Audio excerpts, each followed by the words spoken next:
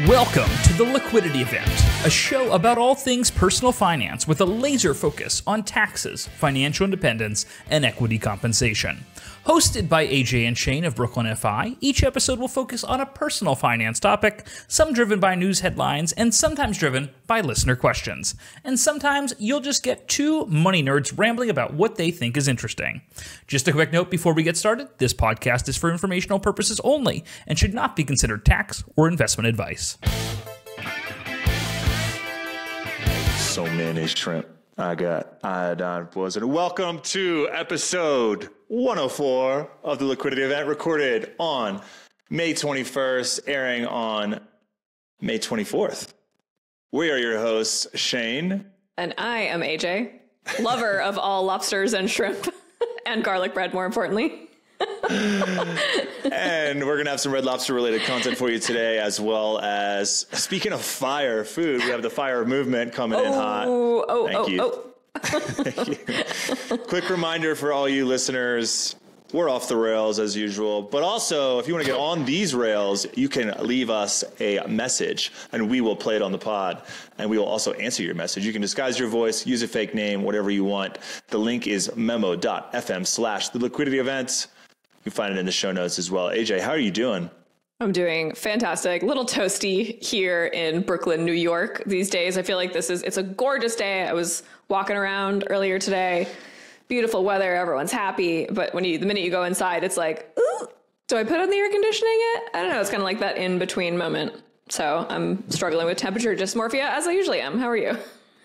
Temperature dysmorphia. Everything's dysmorphia. By the way, you read money dysmorphia in this article, and that's where you got that yes, from. I did. Yeah, I literally just read it. That's where I got it. I'm going to start using dysmorphia all the time. Also, sorry, quick segue or quick tangent. Have you ever done acupuncture before? I have. Works wonders. It's amazing, right? So I don't know why I took a break, but I just went back to an acupuncturist, and they're all about body temperature. Like that's one of the things they're trying to regulate. And like in one session of acupuncture, like I already feel like more comfortable with like sweating and adjusting to temperature, which is something that I struggle with. I'm always hot or I'm always cold. And just shout out to This episode is sponsored by acupuncture and in general 3,000 years of ancient Chinese wisdom, medicinal wisdom. This one goes out to Confucius. We still remember you, bro. Still remember you, bro, and all of your pressure points and all your wisdom. Still rocking, going strong in 2024. Fuck it. This one goes to Confucius, who never met a shrimp he didn't want to eat. All right, we got to talk about Red Lobster. So for listeners who do not know, Shane, co-founder of Brooklyn FI, former server and employee of the month at Red Lobster. You remembered. Of course I remembered. Oh, that's so sweet. Was it in college or high school? High school. This was the summer between high school and college. Okay. So tell our listeners, before we talk, we're going to talk about the fire movement. Everyone's going to be excited. But before we get into that, we have to talk about, memorialize an icon of 20th century dining. The Red Lobster has filed for bankruptcy. What was it like, Shane, to be a server? What year is this? 2004? Did you say 2004? You're a server in It was actually while I was in high school. Yeah. Not only, it was the second half of my senior year. And in Mississippi, you could take like 3 credits your second half years, whatever you need to graduate, So shout out to Mississippi Public Education. I got done with school by around 11 a.m. And I would go work at Red Lobster. God, yeah. I guess I was no longer playing football because that ended in like December. I cried my last game, just a heads up. And then, so I became a Red Lobster employee because my sister worked there, or my sister's boyfriend at the time. And so I had a shoe in there. And it was hot. It was really hot in there. The clientele was not 1%ers is all I'll say there. There was a smoking section. Some of the guys that dropped out of high school, like freshman, sophomore year, I met, they were waiting for me in the kitchen when I got there. They're like, "Dog, how you been?" I was like, "Where the hell have you been? You dropped out of high school." Working at Red Lobster. Yeah, that's where they were. Working the biscuits at Red Lobster. Did you see the guy that tweeted, "I know what I've got"? No, it's not, I know what I've got. Don't give me any shitty offers. And it's like the Red Lobster biscuit batter. I know what it's worth. No lowballs. Have you had the biscuits there? Years ago. Yeah, it's been a while. I went we were frequent Red Lobster customers. There was one in sort of our orbit. So my dad and I would hit the Red Lobster. Yeah, I'm a big seafood fan. So that was like the extent of my big seafood fan. Big seafood fan over here. Red Lobster aficionado. Yeah, I mean, occasionally I got to pick a lobster out of the tank, take it to the back, and watch my sister's boyfriend just slice it in half alive. That's cool. Yeah, a lot of people on drugs. Yeah, working there. Cool.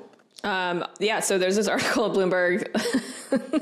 The headline is Red Lobster chain goes bankrupt after unlimited shrimp deal. So they are blaming the unlimited shrimp deal. It cost the company $11 million, which was really the nail in the coffin on let's call it a high-end chain restaurant. So maybe obviously COVID didn't help, right? Shut down, coming out of COVID. People are more reliant on takeout. They're trying to save money. Inflation's up. Just kind of a bad recipe for an established chain like Red Lobster. Yeah, this might explain why I'm still single, because I also offer an unlimited shrimp deal. Anyway, oh God. Come on. All right, ladies. Come on. He makes bad jokes, but he's on his way to financial independence. So let's talk about it. Oh my God. That was pretty good. All right. So yeah, I mean, this is just funny. I also saw a tweet, like that kind of goes underneath the hood. I guess apparently this is like one of those Wall Street like Gordon Gekko moves. I guess a hedge fund had purchased all the Red Lobster, the land from out under the Darden restaurant chains of Red Lobsters, and then leased it back to Red Lobster, and then jacked the rent up on it and put it out of business, something like that. Like, cool. Yeah, I don't know. I mean, I'm not going to lament the loss of an iconic chain. It employs 34,000 people in the U.S. in 2000. Never mind. That's a lot of people. Yeah. Yeah. That's a lot of people. So yeah, in bankruptcy, we don't know what's going to happen. Someone could come along and resuscitate it. We don't know, but RIP Red Lobster. How long has Red Lobster been around? Long time. 80s? Don't know. 90s? Don't know. I bet somebody revives this brand. This is going to be a steal for somebody. You want to go in on it? No more endless shrimp? 1960, it started March 1968 in Lakeland, Florida. Holy shit. 1968? Yeah. Yeah. Good for them. Yep. Not all lobsters are red, you know. It can be blue. Yeah. All right. Anyway, I don't know a lot about lobsters. Speaking of red, let's get fired up about the fire movement. We have a much longer article. That was just a little appetizer, like the lobster pizza I used to get like 50% your endless off shrimp. before my shift. Lobster pizza? Oh, God. It was... No wonder you have an iron stomach. You were smashing lobster pizzas when you were 16. Jesus. You grew up in Mississippi. You have an iron stomach. Oh my God. Anyway, okay. Don't tell people how I live. Okay. I guess I'm doing it now on the podcast. All right. Let's talk about the FIRE movement. So if you live under a rock, you haven't heard of this, but just in case, FIRE, F-I-R-E, stands for Financial Independence, Retire Early. And basically, how would you describe the FIRE movement in one sentence? In one sentence, engineers attempt to solve the puzzle of work. Okay. Not a good answer, but...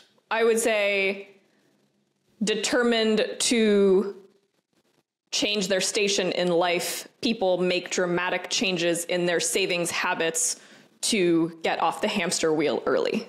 Okay. Thank you, William Faulkner. Yeah. Do you have any more stream of consciousness you want to share with the audience? Nah, I'm good. I'm good. But so okay. I think we should talk about FIRE and I mean, my FIRE journey, and I'm sure you have one too. Like the FIRE movement was very instrumental in us starting this business. We named our company BKFI, y'all. FI came from financial independence, inspired by the FIRE movement. The first time I heard the term financial independence was when I was reading about the FIRE movement.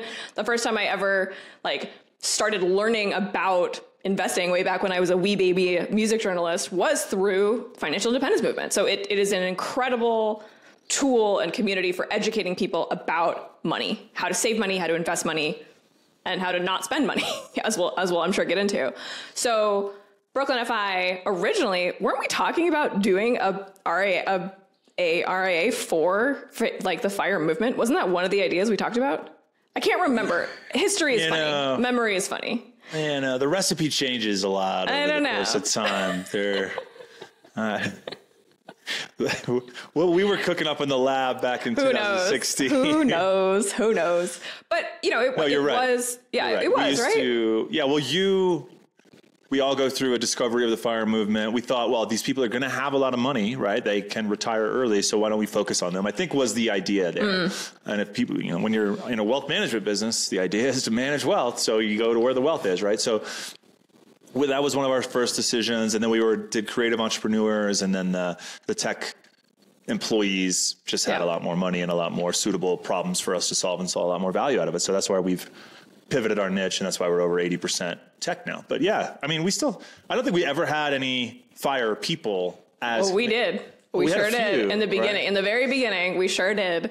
It was basically but it's always hard as a financial advisor to talk to someone in the FIRE movement, because one of the things that I find that deterred me from the FIRE movement and eventually led me to fall out of love with it is just this insane commitment to not spending money at various levels. And this article that we'll talk about actually kind of talks about the people who are spending a lot of money in their financial independence, but that requires significant income. And in this particular case that this article is referencing, someone who had a significant liquidity event, actually I think he had 2 liquidity events, so had millions of dollars, is able to retire early, and is now teaching other people how to replicate what he did. I lost my train of thought there. I went off the rails, but yeah. No, you're good. No, it's about Alan Wong is the profile head who apparently is like the godfather of the fat FIRE movement.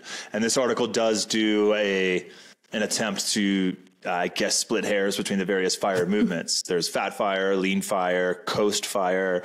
What do you have here as your name for today's episode? Chubby FIRE? Chubby FIRE. Isn't that one of them, or did I make that? I thought I heard it. It sounds like a K-pop band. Right? Chubby FIRE. Or a Pokemon move. Chubby FIRE. Yeah, like a fat fire Pokemon does some silly tackle. Snorlax obtains a fire crystal. Yeah, a fire Snorlax, if there was such a thing.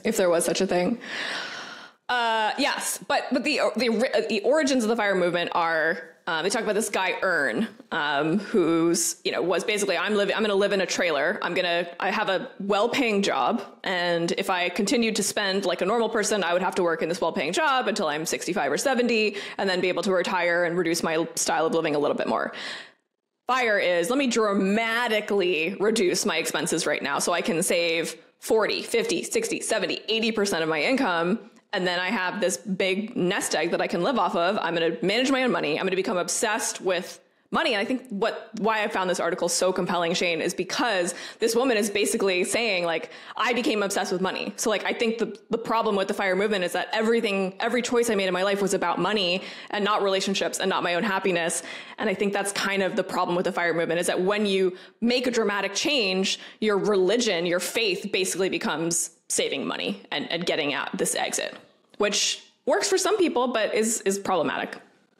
That's a really good takeaway. Yeah. I mean, there's a lot of people profiled in this article. The main one is this Alan Wong character whose parents worked in a sweatshop.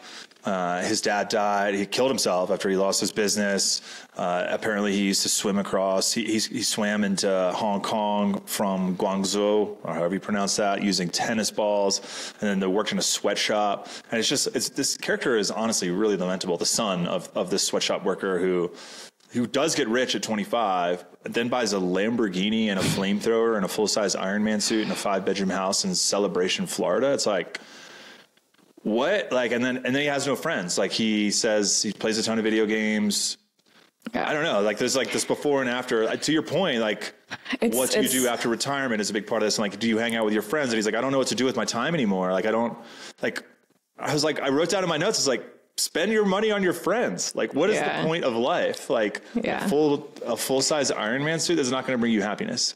Money is not going to bring you happiness after a certain amount of wealth. And this guy's way over that limit, and he doesn't have all those other things that fill in the gaps, like a purpose in life. And there's other characters in here that go back relationships. Yeah. Exactly. I mean, that's the thing. When you spend all your, my disillusionment with the FIRE movement was kind of early on, when I was realizing okay, so most of these people that we're hearing from, these gurus, these forefathers and founders of this movement, their entire personality and their entire job was basically running blogs and getting referral bonuses from Chase credit cards by recommending the best credit cards to travel hack. And I was this is their entire identity, and their purpose is feeding these communities.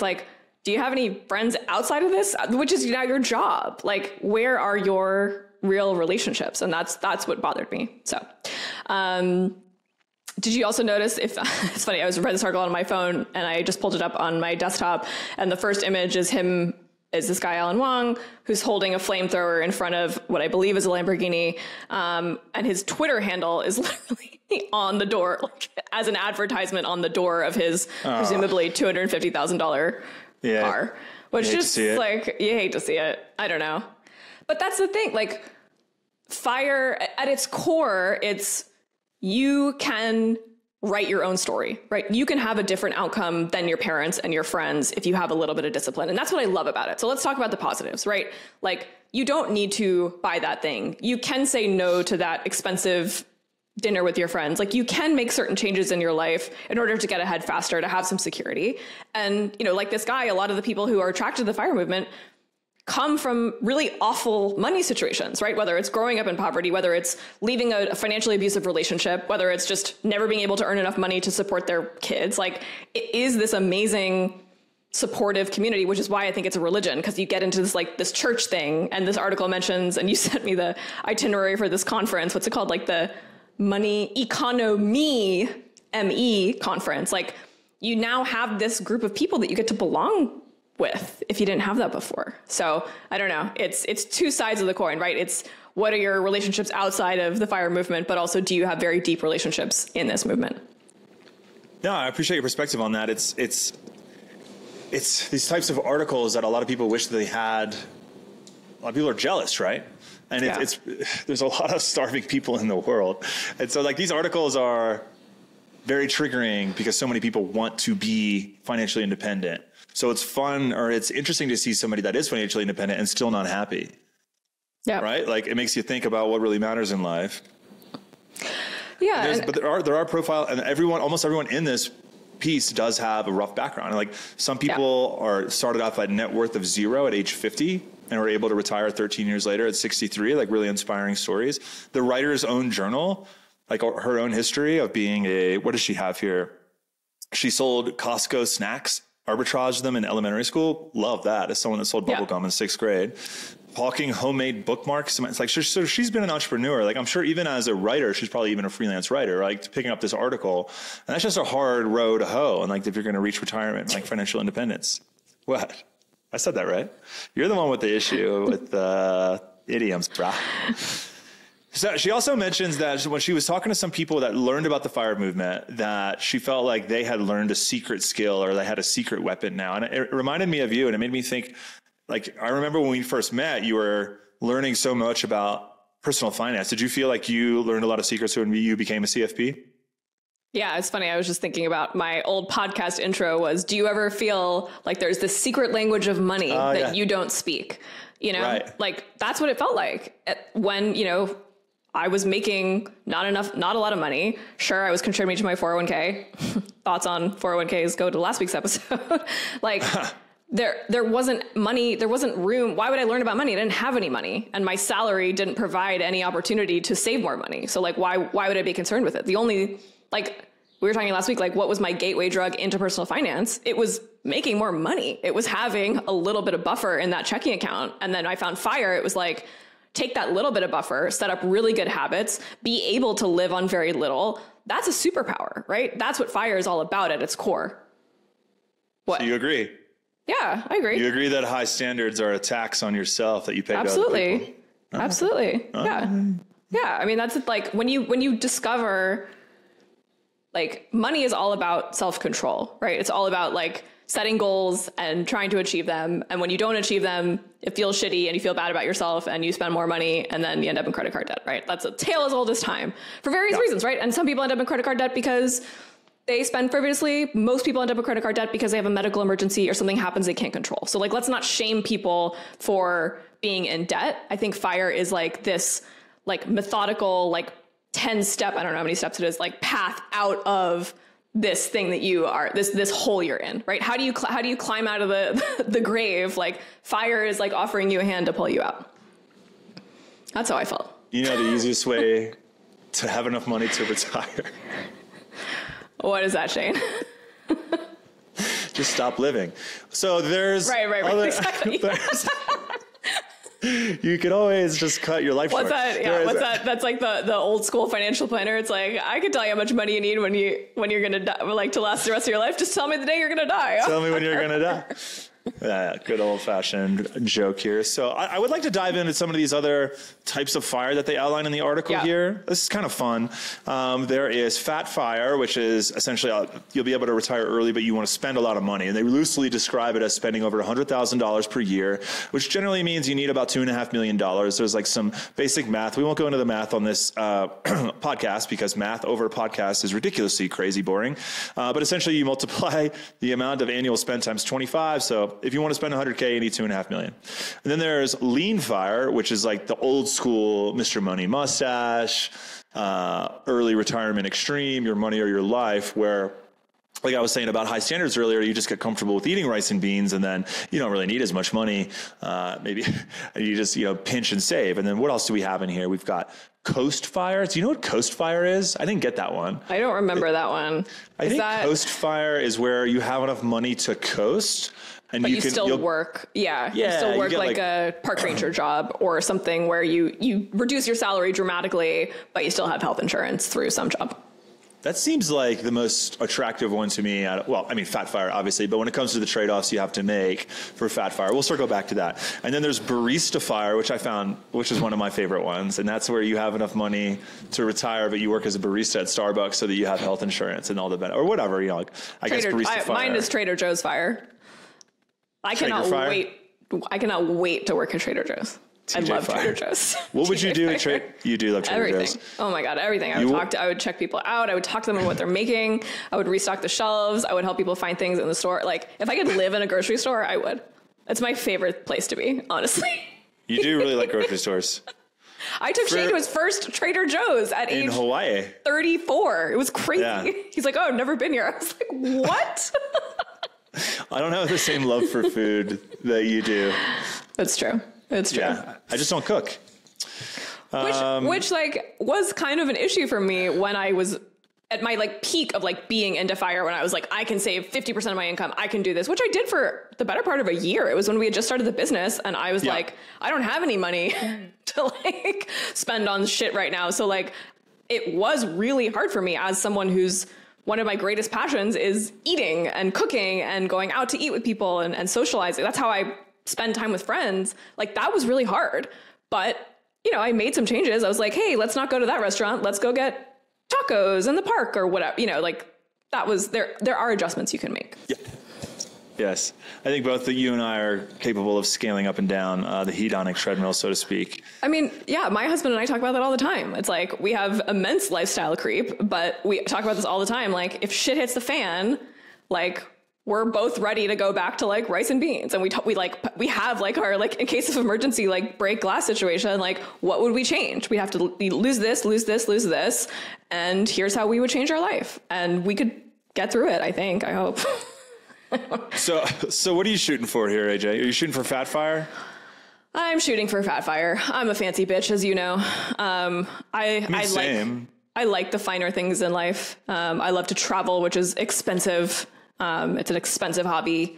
I like pampering Not myself. If you're on Frontier Airlines, which I just watched a TikTok of everyone getting pulled off because someone wouldn't agree to the exit row requirements.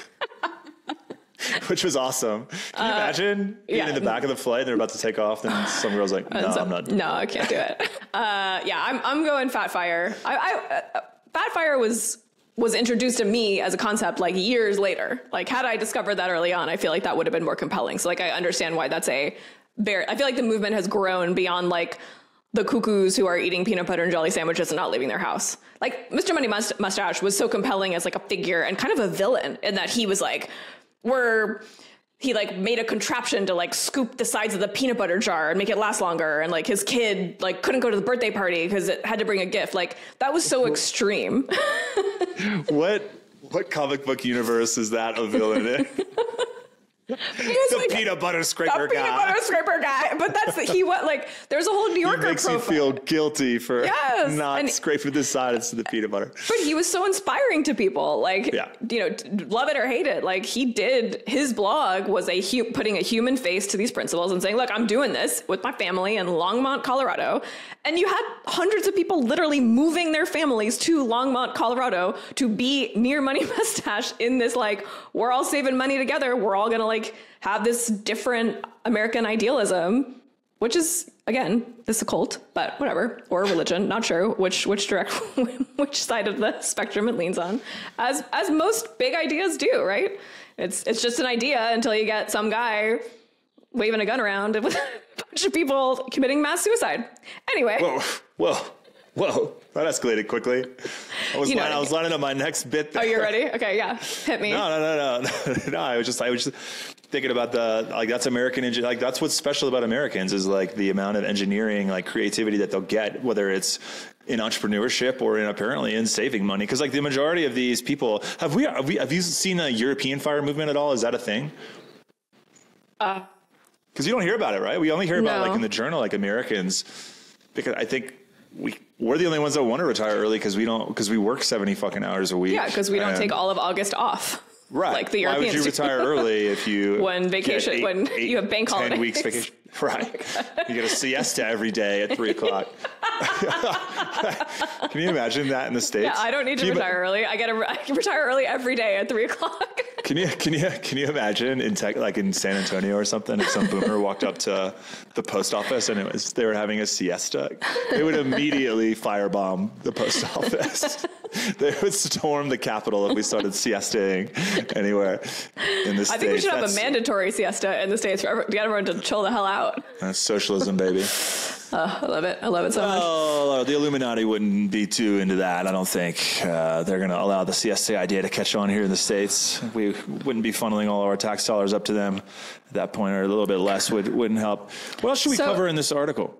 Well, I was going to say, practically, what are the good things to take out of the FIRE movement to employ in your own life? Do the numbers. I think a lot of people need to get real with what it's going to take to retire. I think it's something like 60% of Americans have no money saved for retirement or something like that, which is unfortunate. I'm not sure if they'll even be able to overcome that, even if they do the numbers, due to the minimum wage being stuck at the same place it has been since 1971.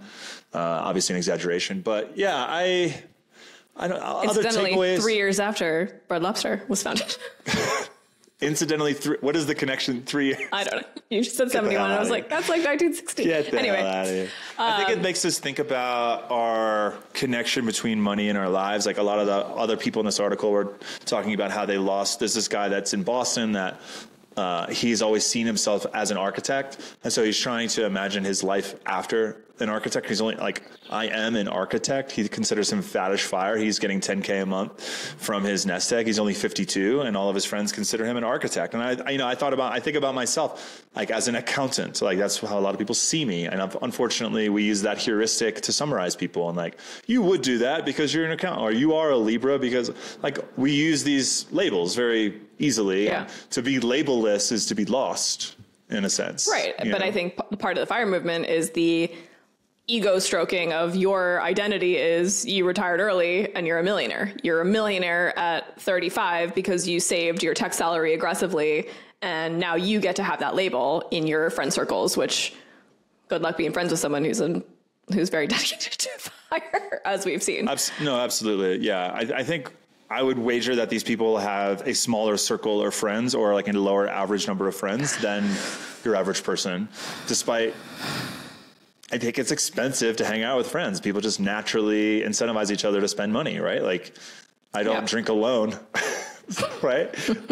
I promise. I don't always. It's on the record. I don't always drink alone, but when I do, it's Dos Equis. Oh, nice. Okay, yeah. Other thing I want to shout out. A positive takeaway. Yes, I agree. You take it away. You wrap it up for us. No, I agree.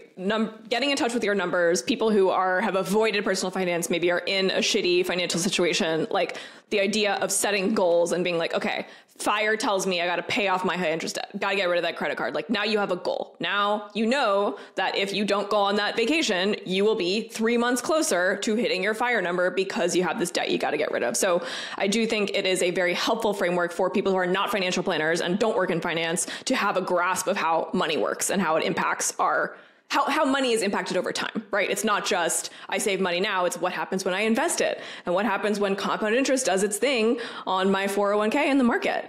That's a really powerful thing. And I think this is a great way to discover that. Another thing I'll say is just getting a handle on your spending. Most people have no idea what they're spending each month, what they're spending in a year. You ask them, the number's always wrong, no matter what. Our new clients are always like, oh, it was a weird month. Every single time they say that. It's always a weird month. You always had something. Always a weird month. I didn't have a tooth this morning. And then I went to the dentist and $300 later, now I've got a tooth. It's always a weird month. Always a weird month. Always a weird month. So FIRE movement, I thought this was a very measured, well-rounded piece by someone who's actually in the trenches, who's been through it. So well done. Let's shout out this journalist because she did such a fantastic job. It's a very long article as I scroll. Well done, Amy Wang, who is the managing editor of the New York Times Magazine. Well done.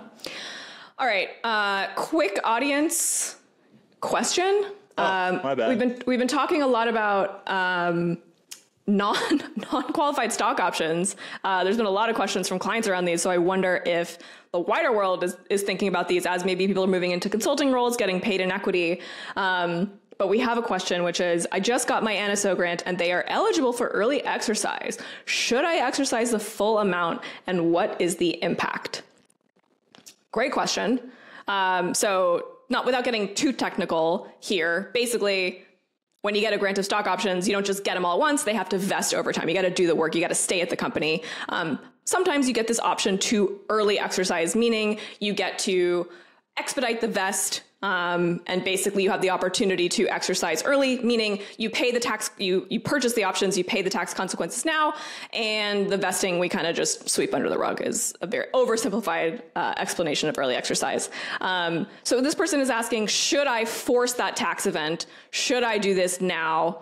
We don't have any information, so this is like a kind of hard question to answer, but I think we can do a pretty good job. Any immediate thoughts, Shane? Yeah, it depends on the gap between the exercise and the fair market value. That'll determine how much income you got to pick up on your tax return. Hopefully there's no, I don't, if they're early exercise and there's no difference at all, I would definitely early exercise at least some, right? It doesn't have to be 100%. It doesn't have to be zero. It could be somewhere in between. If you've got, especially if you've got a high yield savings account where you've got some funds set aside for an investment of this sort, I would consider this a long shot individual stock. We advise our clients to only invest between 5 to 15%, give or take a couple percentage points into individual stocks. And this would definitely be a speculative asset of that nature. So I would keep those two constraints in mind. I wouldn't pull this out of your paycheck. I would only do this if you have a high yield savings account available to deploy. What do you think? Yep. I agree with you. I think I'm going to say the same thing I said last week when we had a similar question, which is it's very important whether this is a public or private company. If it's a public company, it's much more of a yes from me because there is a place where you can sell these. It's less of a moonshot. If it's a private company, it is absolutely a moonshot. There is a very high likelihood that these will be worthless. So to Shane's point, we don't want to spend half of our net worth in something that has a very high percentage chance of going to zero and being literally worthless. So I'm there with you. I think the tax part is really scary. So just want to highlight, it's really important to know what the fair market value is. Ask for it, get it in writing, take that to an accountant who can help you calculate what the impact's going to be, because that difference is going to show up as taxable income to you this year. So if you're a New Yorker, that could be almost 50% of taxes that you're going to be paying on income that you're not actually receiving because stock options aren't real. The end. We just created a whole company based on them being real. Stock options ain't real till they real. Anyway, on that note, let's wrap it up. I think we talked a lot about FIRE. That is not the last that you will hear from us about FIRE. It's a topic we love to trot out. Magazines love to write about it. But yeah, thanks for listening. You can email us your financial problems at liquidityevent@brooklynfi.com. Leave us a voicemail at memo.fm/liquidity-event. We will play it on the air. As you have seen, we are answering your questions live on the air. We are not afraid of your questions. So ask your wild questions. Should I buy a house? Is a Peloton subscription worth it? Shane, when are you cutting your hair? What's it like living in Mexico City? I don't know. These are all valid questions. No one's asked them yet, so we haven't answered them yet, but we might next week. See you then, folks. Thanks for listening. Bye.